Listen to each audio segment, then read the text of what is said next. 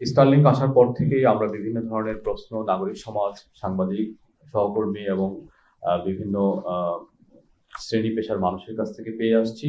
সেই কয়েকটি প্রশ্ন আমি নিচ্ছি। প্রথমত হচ্ছে স্টারলিংকের কোনো ডেটা লিমিটেশন থাকবে কিনা।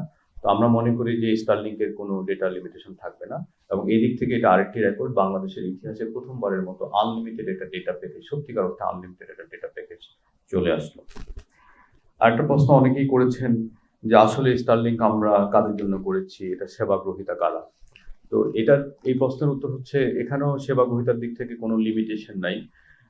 স্টারলিংক একটা হচ্ছে ডিরেক্ট টু ডিভাইস, সেই ডিরেক্ট টু ডিভাইস সেবাটা আমরা দিচ্ছি না, আমরা দিচ্ছি স্টারলিংকের একটা রিসিভার থাকবে, সেই রিসিভারের মাধ্যমে তার একটা রাউটার আছে, সেই রাউটার দিয়ে ওয়াইফাই ডিভাইস দিয়ে সেটা একটা ওয়াইফাই নেটওয়ার্ক তৈরি করবে।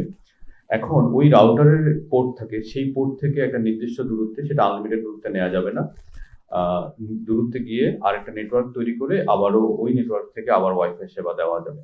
এখন এই দূরত্বটা কত? আমরা মনে করি যদি আবাসিক এলাকা হয়, এই অ্যাপার্টমেন্ট এলাকা হয়, তাহলে সেখানে এটা 20 থেকে সর্বোচ্চ 30 মিটার হতে পারে, অর্থাৎ এখানে 2টা বা 3টা ফ্লোর কভার করবে।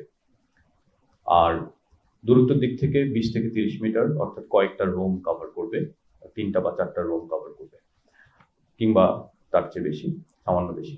অর্থাৎ একটা বড় অ্যাপার্টমেন্টের জন্য একটা সেট এনাফ। আর গ্রামীণ এলাকায় যেখানে ওয়াল পেনিট্রেশন নাই, অর্থাৎ সিগন্যাল, যেহেতু এটা ইলেকট্রোম্যাগনেটিক তরঙ্গ, সেজন্য সিগন্যাল ওয়ালের ভিতর দিয়ে গেলে বা মেটালের ভিতর দিয়ে গেলে এই সিগন্যালটা ড্রপ করে। তো গ্রামীণ এলাকায় আমরা মনে করি যে এই রেঞ্জটা প্রায় 50 মিটারের কাছাকাছি, 50 থেকে 60 মিটার পর্যন্ত বিস্তৃত হবে। তো সেই ক্ষেত্রে বাংলাদেশের আবাসিক এলাকায় যেখানে আমরা বলি ডিপ ইনডোর, যেখানে মোবাইল নেটওয়ার্ক পৌঁছে না, সেসব ক্ষেত্রে স্টারলিংক বেটার পারফর্ম করবে। এবং একই সাথে আপনারা জানেন যে বাংলাদেশের মাত্র 30% মোবাইল টাওয়ার ফাইবারাইজেশনের আওতায় এসেছে। বাকি যে টাওয়ারগুলো, অর্থাৎ এই যে বাংলাদেশে প্রায় 40,000-এর কাছাকাছি টাওয়ার আছে, সবকিছু মিলে সাধারণত সবচেয়ে বেশি গ্রামীণ ফোনের সভাপতি হয় প্রায় 25,000-এর মতো। এই সব টাওয়ার যদি আমরা হিসাব করি, সেখানে 30 থেকে 35% টাওয়ার ফাইবারাইজেশনের আওতায় আসছে। যেহেতু ফাইবারাইজেশনের আওতায় আসেনি, সেজন্য মাইক্রোওয়েভের মাধ্যমে স্বল্প সক্ষমতার ব্যান্ডউইথ দিয়ে এই টাওয়ারগুলোকে ইন্টারনেট দিতে হয়। তো যেহেতু এক একটা টাওয়ারের অধীনে হাজার হাজার গ্রাহক থাকে, তাহলে এই স্বল্প সক্ষমতাটা আবার বাকি ব্যবহারকারীদের মধ্যে শেয়ার্ড হয়ে যায়।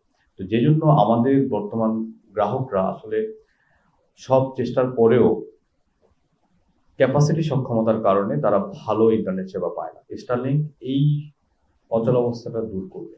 একটা স্টারলিংক ডিভাইস যদি মাননীয় প্রধান উপদেষ্টার বাসায় রাখা হয় এবং একই সাথে যদি খাগড়াছড়ি কোনো একটা গ্রামে রাখা হয়, দুইজন গ্রাহক একই সেবা পাবে এবং স্টারলিংকের মাধ্যমে কোনো ধরনের ব্যান্ডউইথ ডিসক্রিমিনেশন করার সুযোগ নেই।